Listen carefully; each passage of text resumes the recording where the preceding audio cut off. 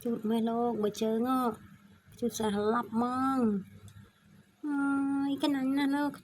chút khăn khăn cả mẹ tê nó ơi nó tớ à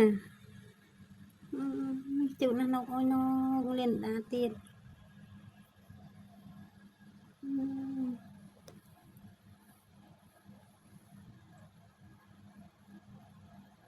chút nó trăng đã sai được ở trăng ơi trăng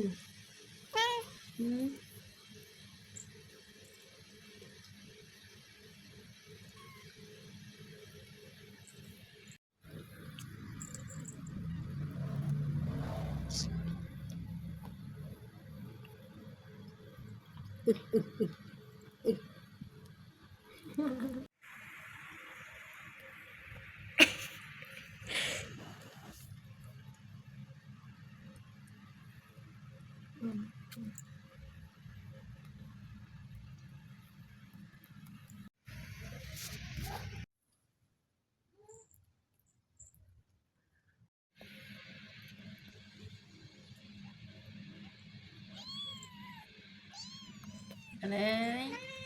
chưa con nè chú đang ở đây chú đang con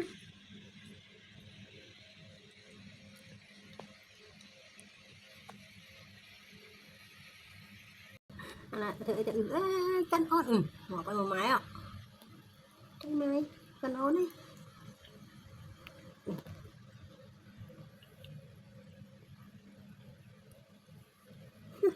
một